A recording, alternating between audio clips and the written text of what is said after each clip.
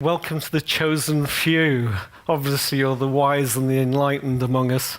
I'm a voice director, and as a voice director working with games, the foundation of all my work is based on the premise that dynamic stories within games are an actual revolution.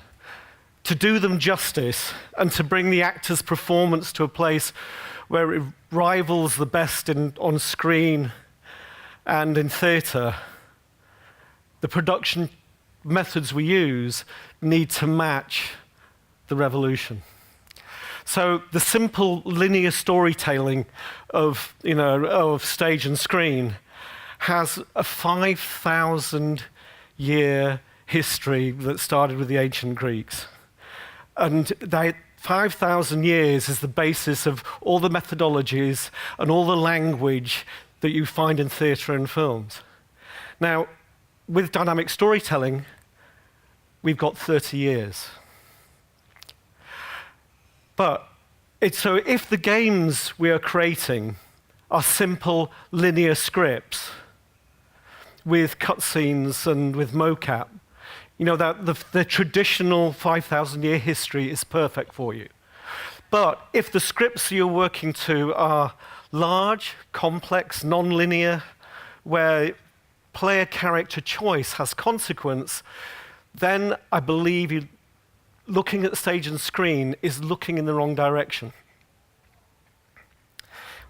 If we try to kowtow to the perspectives of production practices of stage and screen, we run the risk of compromising the end results, or we're on a path that is unnecessarily costly, that both humanly and financially.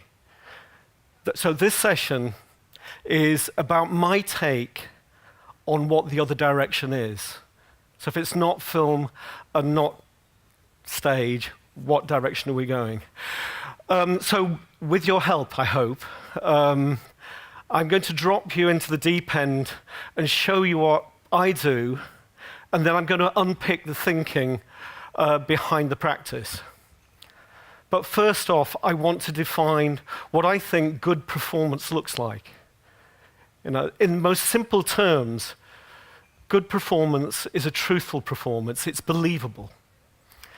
It's connected both to who the character is and to the situation that the character's in. The opposite of good performance is one that is disconnected. Disconnected from who the character is, the individual, or disconnected from the situation they find themselves in, the contextual.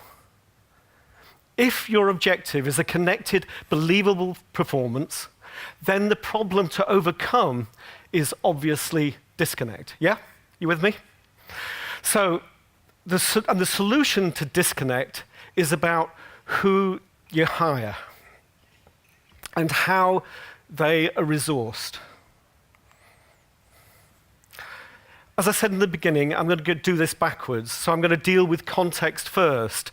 And to start off with, I'm going to ask for a volunteer to be an actor. So if anybody wants to come up and, fantastic, great. So what I'm going to do is switch this around a bit here. No, I'm not going to do this right now. So if we can go this side, then I can get you to read the script. Sure. Sorry, what's your name? Sorry. Irina. Irina. Sorry? Irina. Irina. Fantastic, thank you. So if you can get down here so you can see the screen here. Sure. So what I'm going to do is so do you want me to come over here? Or you can come in the middle. If you can see what's written there, I'm going to get you to act something. Okay. So let me go back to this magic thing and keep changes. So what we're going to go for is some script. Now, the first I think really important factor in the difference between film, stage, and games is Excel is the kick-ass tool for dialogue. Don't use screenplay format. Why? Because games are data. Excel or a spreadsheet is the most powerful data manipulation tool on the planet. Yeah? If you connect Excel to what you're doing, you begin to give the context that you really need. So this is basically how we work. Okay, I've got Game of Thrones here. I see. So obviously, would you like to play Daenerys, because a female character? Yeah? I must not. Okay, so what I'm going to do is set her up to play Daenerys. So let's clear this. And let's. If you want me, we can also try. So I'm going to highlight your lines, and I'm going to make them bigger.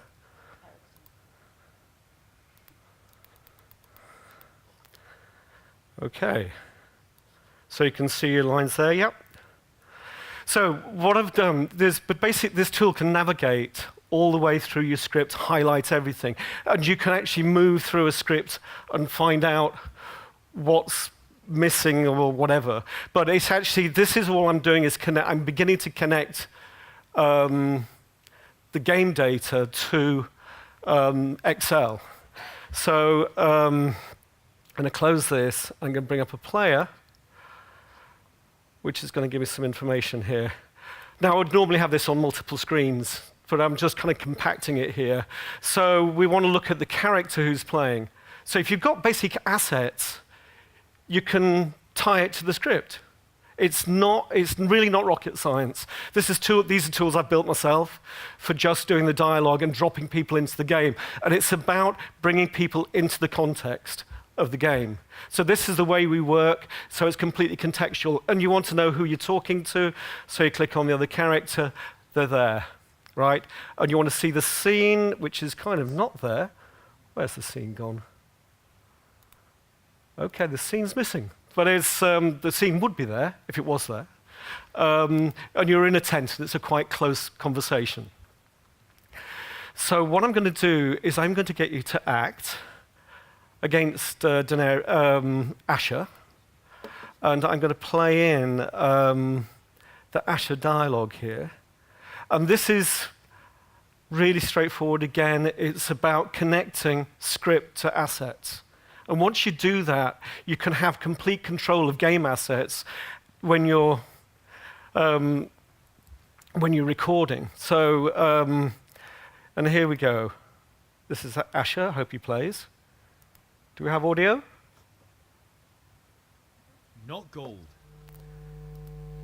Apologies, Your Grace, but we need fighters now, not gold. Well, if you do not need it, I'm happy to take it back. Great. So these three lines are alternatives to his line. So let's have a go for it again. So what I'm going to do is I'm going to play this line again, and then, so you'll go for this, to the second line. This is choice dialogue, of course. Depending, there's logic behind the script here. So let's go for it again. Apologies, Your Grace, but we need fighters now, not gold. Gold can buy many things. A sellsword That's like high you praise. should That's understand high praise, that. Your Grace. I'm honoured. You've earned it. What kind of an army can I hope to raise with this? You have my condolences, but not my men. So what we're doing is just doing something that's really contextual. We're dropping just the audio there is giving the context to the scene, yeah? And fundamentally, any game asset is useful in production. And one of the biggest breakers in performance in games is an actor not knowing exactly where they are within a scene. So as human beings, we normally talk about 9,000, I'll do something else with you in a minute, if that's all right, yeah. We normally speak about 9,000 words an hour. And in production terms, so if we're doing dialogue, so that's 900 lines an hour. When we're actually recording, we can actually record at that kind of speed. But if it's dialogue, obviously not 9,000, it's half of a conversation if you're just using one actor, so it's 4,500. And the way we work off the script like this is actually we do 3 takes of everything. So, but it's about, if you're dropping an actor into the moment, they can live in the moment. You with me? So I'm going to just go to another script here and some different characters actually. Let's have a look at this. This is quite. This is Vermintide. Let me just get the script size up. And let's go for. Okay, the Wood Elf's done in green here. So bring up the player again. Okay, we've got some stuff going on here. So, again, the character. Now, this is concept art. So when we did the work on this, it was actually, we just wanted to get a sense of who the character is when we're casting. And I'm going to go into casting later, because that's the other part of not contextual, it's the individual. But again, giving them the scene information. Again, with this, when we first started recording Vermintide, we wanted to get a sense of the world that the characters were in and, you know, the environment they were going together, and they move around as a group and all those conversations. I don't know if you've played the game, but there's a lot of just banter between the characters. And this is also this is quite a complex dialogue structure. So we have lots of different lines. We start off with an opening line, and then there's a number of responses. I think for every single line, there's 64 variations that come out of 4 responses because of the matrix. So if you have an opening line, so for instance, in this scene, what you're saying here is this is an opening line. So if you say this line, you'll get a responding line, which will work. Shape up and get ready. There is killing to be done. So that gives then what's coming off you. Yeah, so if you open up with one of the 2 top lines here for like plague, yeah. You want me to do it? Yes, please, yeah. Plague surrounds us. This field of death yet breeds vile life. Show respect. This is a holy place. And then on the second line is at the bottom here, these ones here, I can use, I've got a laser pointer there we go. I just want to use one, I've never used one in a talk before. These. There you go. So this one could be a response to anything previously. So you could play More forgive me, but I'll burn every inch of his garden to stop the plague. Be on guard. There'll be more ret men than headstones. Great. And then that carries on. Aye, the dead deserve peace, not ratkins scratching about around their graves. Yes, yeah. So you get the whole sense of what's going on. We're actually dropping more and more into context. Now, should we try somebody else? Do you want to have a go? Thank you so much. I'll give you my card, and I will send you something as a. So let's have a guy for another. Fantastic. There you go. Thank you. So this is another game, and now this is, you know, the whole thing about showing, don't tell is really important in, you know, if you hear sound evokes the correct environment. You don't have to explain it. There is, I don't know what we're going to do with this slides here. I'm going to go back on that. So what I'm going to do is drop this guy into a scene. And one of the things, sorry, what's your name? George. Oh, thank you for a simple name. Sorry. I did a talk in Poland recently, and that was impossible. So, so if I said to you, this guy is in a gunfight in a room about this big, and he's hiding behind a sofa with his buddy, you know, every single one of you will be imagining a different sofa and what's actually going on in the scene. So the obvious thing is show, don't tell. Prepare the assets to bring them into the scene. So if we bring up the player again, hopefully it will work this time. Give me a break. Oh, there we go. So you know where you are, yeah? And the other thing is, how loud is it? Now, one of the things that breaks performance contextually is the volume being wrong, yeah? I could be, if I'm talking quietly and it's a loud environment, you're not going to hear me. It's got to match what's going on. You've got to match the three things that affect the volume of performance. One is emotional state, one is distance, and the other one is the sound of the environment. So bring in the sound of the environment if you can do. So what we do with the developers is get them to give us all their assets. Or if they don't have the assets, they can give us, concept art, and we can discuss and do the sound design. But pre-production is absolutely the most powerful thing you can do, because if you get the actor to live in the game when you're creating it, you know what it's going to be in game, like in game, once you get it in game. So we did a job quite recently, 60,000 lines of dialogue. And because of the system and the audio which we record actually gets edited in real time and gets part of it, we actually were able to deliver the audio without any bugs. It all went in game, no need for retakes.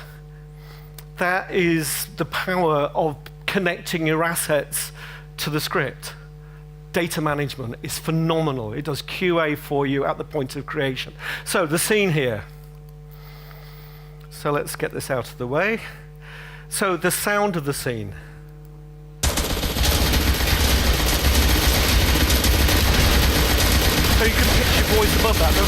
So let's look at the character. Milton. Okay, let's look at Milton. Milton, where are you? There you are. No, let's go for Elliot. That's more you. Yeah. Okay, sure. So you're in the green, okay? So there's your character. And this is what Milton sounds like. Oh, man, did you have a childhood? Right? Right. Okay, so, and that's an alternative take. So you've got the alternative take here. Oh, God, did you have a childhood? No. Great. So we've got the music. So we'll put the ambience in.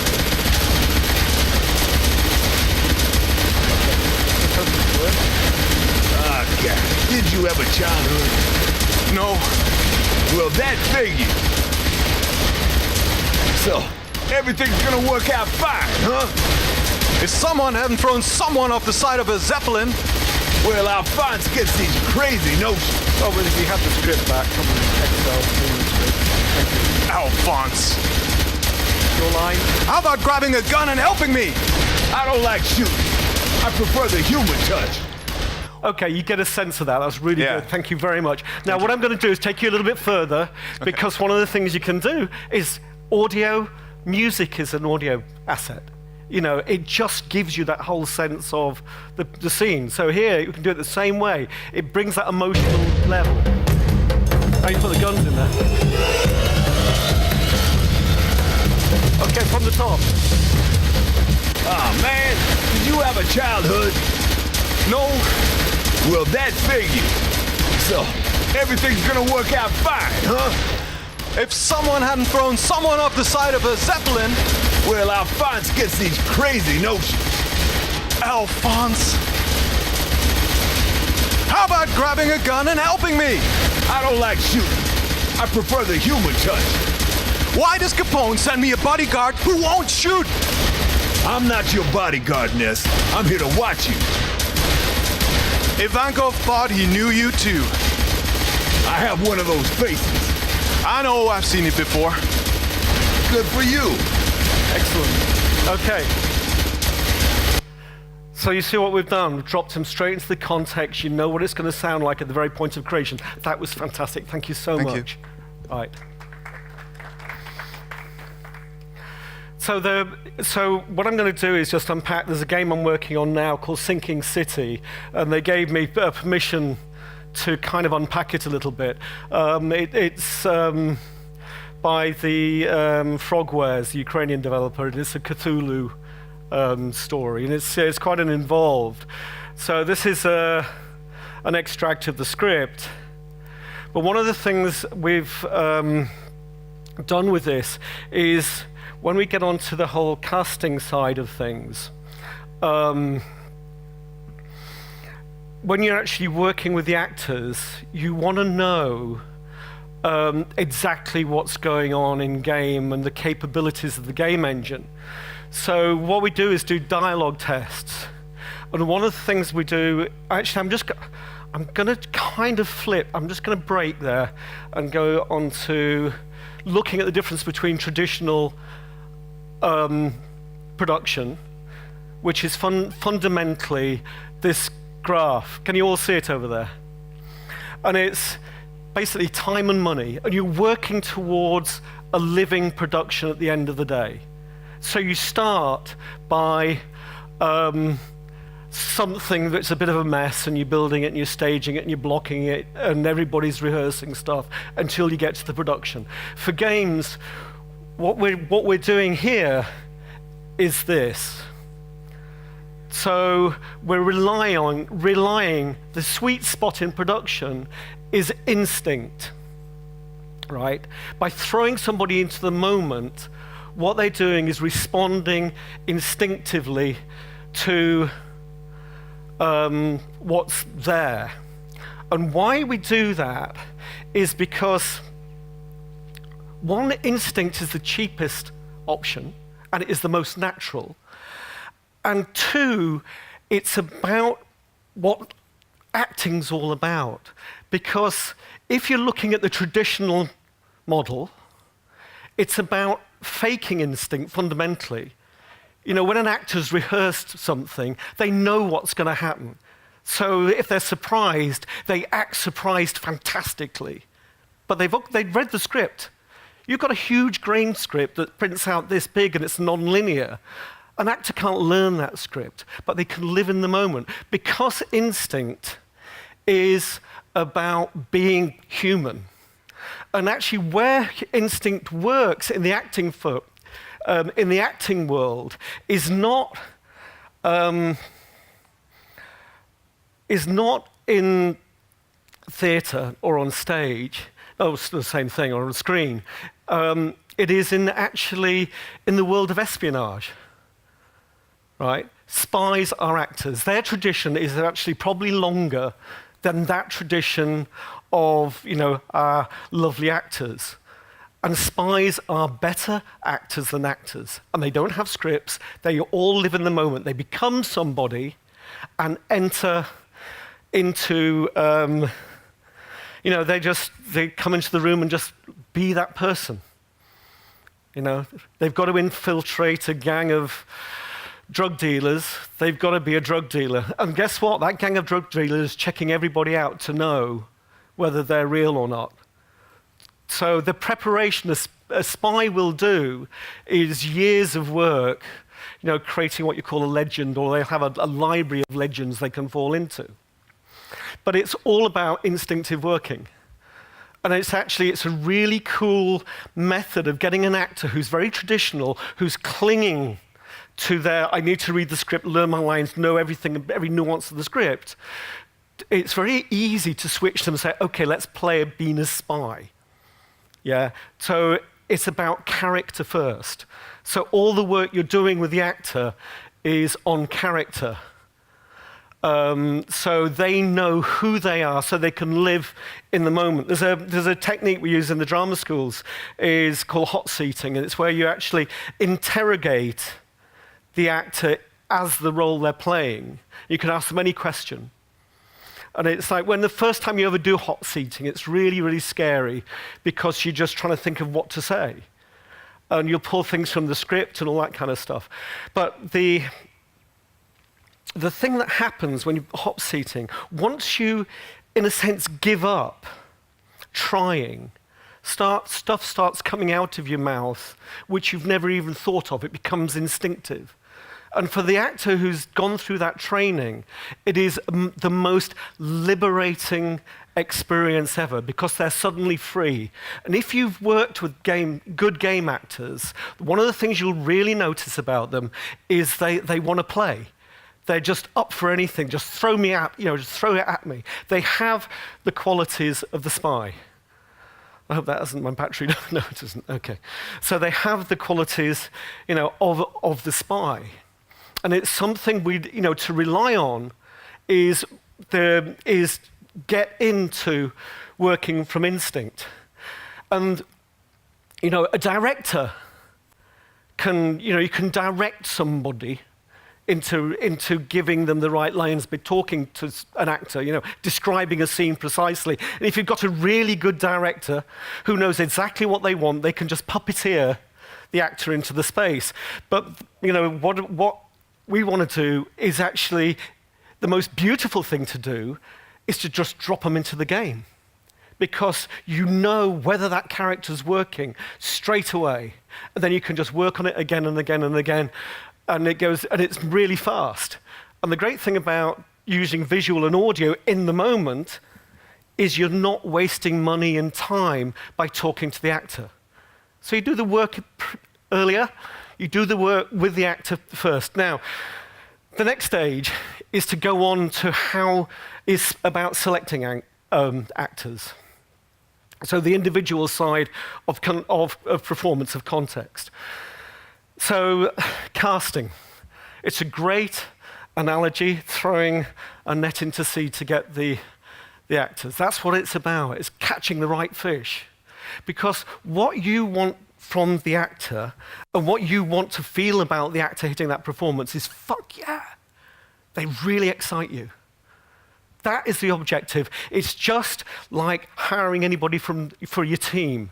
You want to know they've got the skills for the team, and you want to know that they fit into the team. Yeah, it's just like anybody. And it's actually, we do 2-stage casting in the US. So we get people to send in self-tapes. So we'll send out script, and they'll send in self-tapes.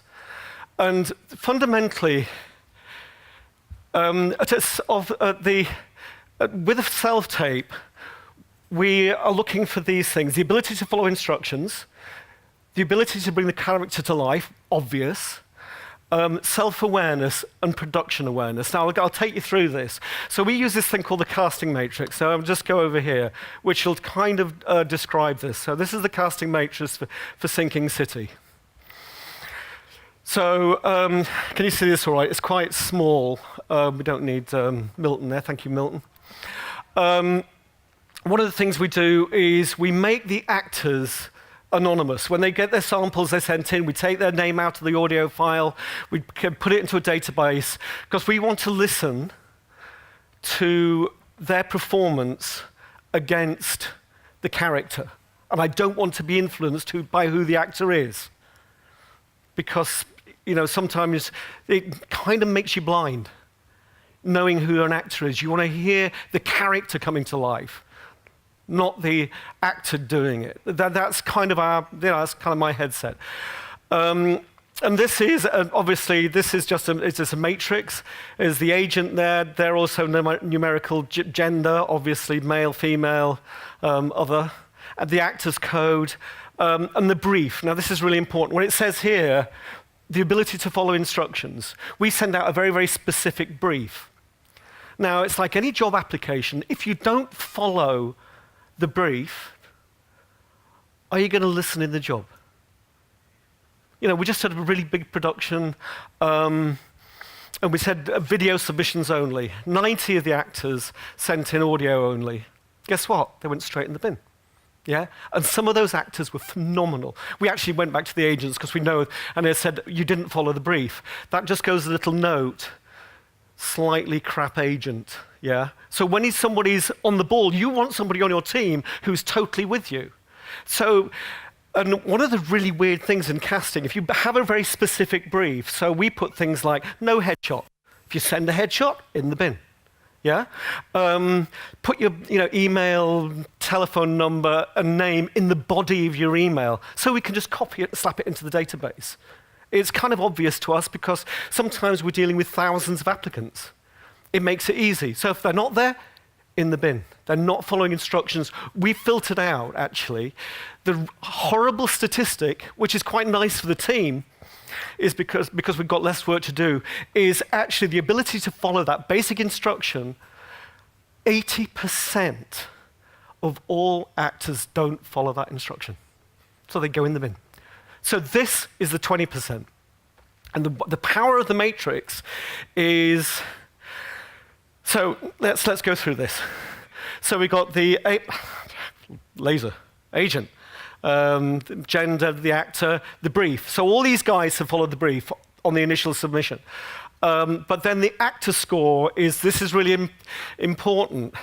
Because if an actor sends in loads of different samples, we score every single one of those samples separately.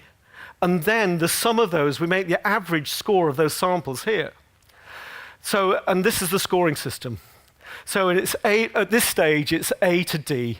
A is fucking awesome. We love this sample. We're going to get them in for the live audition. B is brilliant. They're really good. They're showing something fantastic. It's quite exciting. We'll get them in. Yeah. So the A's and B's are the hot list. C's are just slightly, it's like, we don't really want to bring in the C's. We just want A's, really. But B's are fantastic. C's are just like, we may do. D's are fucking dreadful. What the fuck have they sent that sample in? So when we're talking about the ability to bring a character to life, that is shown in the ABC, right? Self-awareness is about what the actor is submitting for. Yeah? So this top actor was a really interesting one. Absolutely nailed one of the characters. Best performance for that. But he submitted a whole bunch of others. Every sample takes about half an hour for us to listen to, right? So what we do when we get the samples in, 3 of us will listen through to them and mark up a score on the matrix. Then we'll compare our scores together and make up a master one. This is a master one of the final results. So that actor at the top there, what was it? How many? 11. He made 11 samples. That's 5.5 hours of work. Yeah? 2 things it doesn't show is self-awareness or production awareness, because time is money and it's wasting our fucking time sending shit through to us. Sorry. Yeah? So the people we really love are people like the bees here. So these are, they've sent in 1 sample because they know they're right for that role. Self-awareness, production awareness. It's a very, very simple thing. So when we're actually getting the auditions done, we'll send all we'll send the cold samples with no notes by us, the ones we like, through to the developer, and they will make their choices from those samples. And they won't really know our kind of evaluation of it until they send those things back. And if they say they went for A, we know we're going to have possibly a bit of a struggle with this top actor. Anyhow, the power of it is really straightforward. Let's just look at another one. What time have we got? Okay. This is a female. Oh, this is really interesting. Yeah, this is a female here. Really self-aware, 2 roles, nailed them both. But they get an actor score of D, their overall score of D, because once it came to calling them in for the audition, after we've gone through the process of listening to them, presenting it to the developer going, hell yeah, then we come back to the agent and said, okay, can we have them in for the audition? They say, oh, well, no, they live 500 miles away and they can only do it remotely. Then why the fuck did they submit? D. Drop from the production. Yeah? So then that gets flagged onto the agent score over here as a D, and then we talk to the agent and say, that ain't hot practice. You know what I mean? It's logic stuff. So, and then the other side of it is we look at the agent submissions. So here we have let's just sort this by this first, then we can get a clearer overview. Oh yeah, that's really interesting. This is stats Excel spreadsheets, fucking amazing at giving you information, right? So here we got the first, all the A's and B's, the hot group. There's 30 of them. 7 of them are male. 23 of them are female. And that is an average statistic. It doesn't matter about the spread of roles.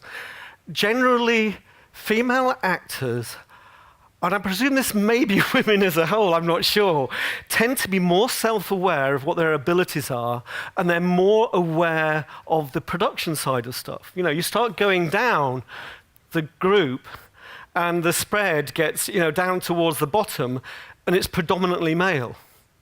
Yeah, their overall scores. And people who are over-submitting, you know, you've got people down here who are C, they'll never get a general look in because this score will influence their selection. But in here, they've got Bs. If they'd submitted for just 1 role or 2 roles, this is about education. You know, so this is the work we do with agents and actors all the time. This is a talk I do with them. And it's about, if you know what you're good at, go for what you're good at only. It's not a numbers game. It's called carpet bombing. It wastes our time. It pisses us off. And actors, you don't get the fucking work if you're submitting 10 Cs and 1 B. Yeah? So it's really straightforward. But the power of this information is kind of extreme, because you know precisely what's going on. Because then you can analyze the psychology of the agent. So agent 1, a very small selection of A and Bs. You know, they had 9 people in. Out of a group of, how many was it? Goes on forever. 34. Yeah, there are a lot of people down the bottom end, right? And some good, versatile actors here in the middle bit. But a lot of crap. So this gives me a lot of information about that agent. They're not that discerning. They don't know, you know, they're taking people on who are not particularly good. They're playing the numbers game. They're an agent who plays the numbers game. Throw lots at the production and some will stick. That is not production awareness. As far as I'm concerned, that is stupid behavior. So I'll take the agent out to lunch and gently talk them through this process, because I don't want them ever to do that again. Yeah? But it gives you clarity, you know. So if you're coming down, look at some of the other agents. Yeah, here's another one. Yeah, Agent 4, really interesting. Their A's and B's. Let's say how many of you are there? A's and B's. Well, yeah, it's just A's and B's. That's the A and B group. So they've got 11 A's and B's, 1 guy. So this is an agent that's really good with women. You know, you get that information straight off by using the casting matrix, using the score system. It's kind of simple. It makes our lives so much easier when we're doing these big productions. So, okay, so let's move on from this. So stats, Excel, all that wonderful stuff. So let's go on to the second stage, the live audition. So what we do is put them in production conditions, like we've just done with you, dropping them into the game. And once we've got the, you know, actor into the studio, dropping them in, doing the work on the character with them, then throwing them in, either they come to life or they don't. You want to go, fuck yeah, I love this person. You want the developer to be like that as well. And the other thing really important is when you're doing your casting, don't leave it late. Do it early in development, when you're starting to define those characters. Because when you do it early, the actor will inspire you and unify you. Because, you know, it's when you've got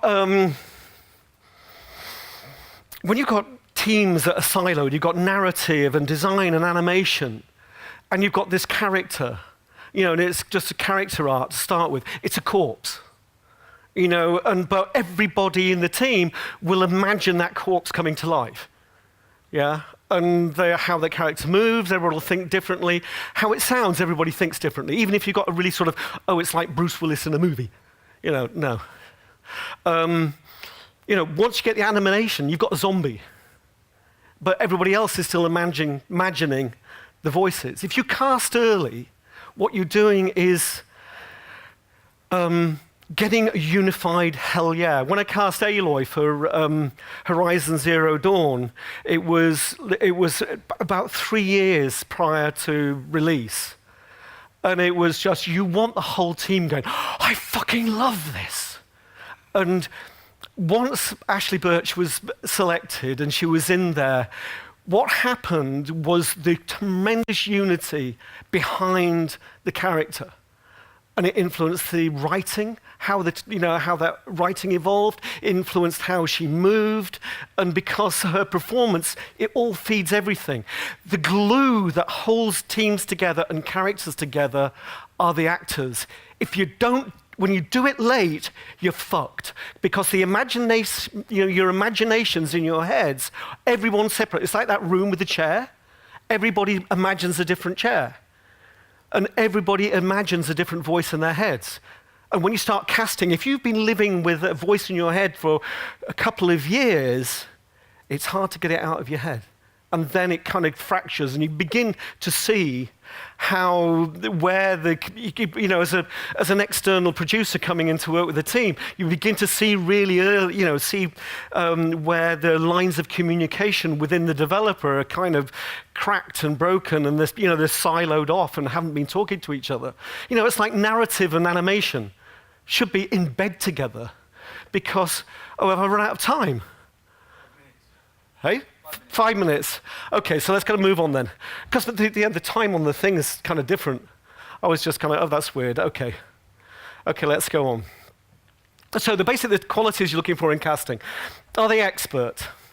Are they committed? You want somebody to the team. It's like recruiting anybody. You want to know that they can do the job to start off with. So casting's about knowing them to do the job and getting them into production conditions as fast as you possible and resourcing them.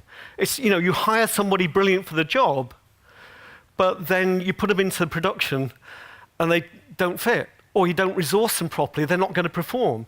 Your actors are the most expensive per hour person you will hire. And what they can bring is something extraordinary, because their whole raison d'etre is about bringing characters to life. And the more you can plug them in and connect them with the production, the more phenomenal they become. So let's move on from there. So this is the scale we use actually in live auditions. So it's A, B, C, D, E. So E is they're never going to get into it. So you're going to so in production, you'll put all the time and money in, and you'll get shit at the end. Cut them out. D, they'll get into production if they have something extraordinary about them, i.e., they can speak Swahili, a base Swahili with a lisp, a kind of really weird accent. It's something unique. It's going to cost you time and money, but it's a very clear decision. Okay, we may want to work with this person, but it's going to cost us. Do we want them? In truth, not really, because it costs you. C's are on the borderline, but it doesn't cost much to pull them into the space. But it means in the studio, you're going to be working with them a bit. You're going to be pulling them on, and that takes time and effort, so you're going to work a little bit slower. B's and A's are the fucking rock and roll. So Bs are generally those actors who can do one thing but do it brilliantly, or a couple of things. And A's are the chameleons, the geniuses who can do any fucking accent. They can be any character. They're just with you all the time. They're the playground. Those are the ones you want. So C's, D's, and E's, no, they cost you. Yeah, A's and B's. So that's what we're going for in the final casting. And again, this graph is the truth. If you've ever been in the studio, anybody worked with actors? Yeah, sometimes it's hard work. And you get mediocrity, and it costs you a lot, and you kind of put it in game, and you go, But if you connect them to the game, you're in there. So, that's the fundamental of a voice masterclass with a difference. So can we have some questions? Thanks, Mark. Is there a danger casting too early and then the actor retires or gets a Well, we feature did them film as- for 6 months or that kind of thing.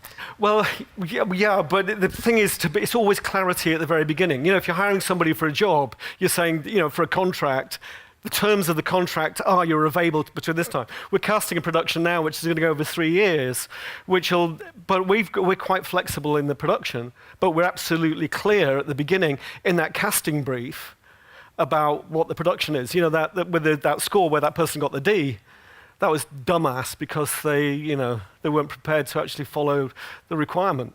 So it's actually nail that at the beginning. But the thing is, when you're working with celebrities, that can be different when they've got movie schedules and all that kind of stuff.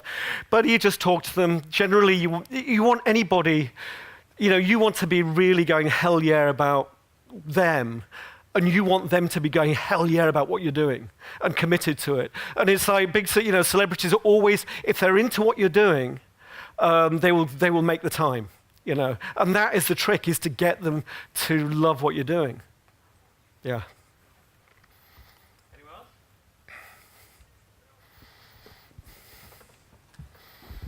Okay, so we have like this weird situation here, especially in Czech Republic. There's not that many actors. And there's literally like very limited amount of them, and we end up writing the characters for specific actors in the end, or writing them just so we know they fit the sort of like 50 or so well English-speaking voice actors that are available, and that ends up like the guy with the sword in Kingdom Come sounds the same like the guy who like shouts in the tank in Arma 3, How do you, is there any way you can like think of like working around that? Yeah, record in England or America. It's like record at it's like we're based in London and Los Angeles. There are hundreds and hundreds of really good American voice actors in London, but it's still a small pool. When I'm in LA, there's tens of thousands of the buggers.